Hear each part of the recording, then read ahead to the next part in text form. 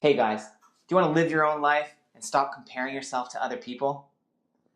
I'm Dr. Steve, and I'm going to show you 3 ways and 3 things that you can do to stop comparing yourself to others and take your own life back.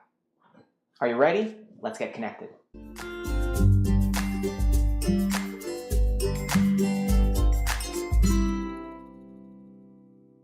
When I recently gave a presentation at a local high school to a group of 14, 15, and 16-year-olds, we had a discussion and used a little analogy of driving on the road, because some of them were starting to get their licenses and they were starting to get the fact that they're on the road and starting to learn and experience the driving and a new skill. And what I described to them is, when you're looking around the road, you're constantly comparing yourself to other cars and other vehicles, what they're doing, how they're turning, how fast they're going. And so it's human nature, especially the nature of the mind, to compare and contrast, to kind of self-regulate your own behavior, so to speak, so that you're working within the confines of the rules of the road. And the same thing with us is we work within the confines of society. So it's actually quite natural to be comparing ourselves with other people to see, hey, am I going too fast? Am I going too slow? And we kind of get a barometer as to what maybe a right or wrong behavior is. Well, we can kind of break free of that for the reason that you're on your own path and you're on your own journey. And so I want to share with you 3 things that you can do to stop comparing yourself to others and instead learn from what you're doing. So the first is you stop comparing and you start contrasting. And what I mean by contrasting is that when you're looking at somebody else, you're contrasting between maybe a skill set they have, a talent they have, something that they've acquired that you feel could be an advantage to you.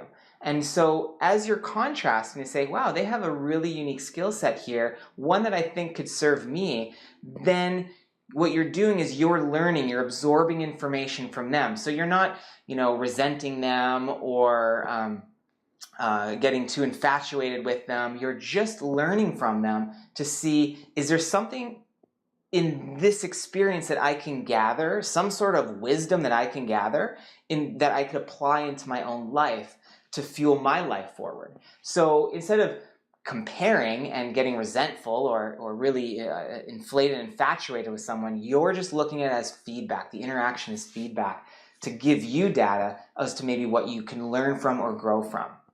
The second thing that we look at is you got to learn and continue the personal development of knowing yourself, knowing what you're about, knowing your mission, knowing your goals and objectives. And so you keep your train of thought, you keep your energy moving in a specific direction. So you're collecting data from people around you.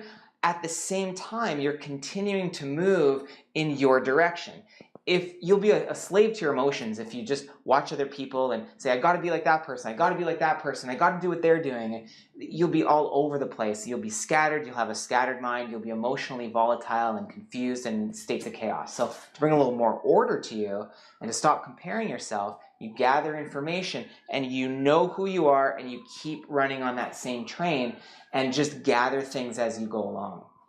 The third part to it is just know where you're going. Because if you have an idea, if you're on the road and you know you have to get to this particular restaurant as an example, what if they're about to turn right or they have to go to somebody else's house and they're not actually going to the same restaurant as you? Do you want to be doing the same things that they are? Of course not. So if you start following their path, you're just detoured from where your destination is. So does that make much sense? Not really.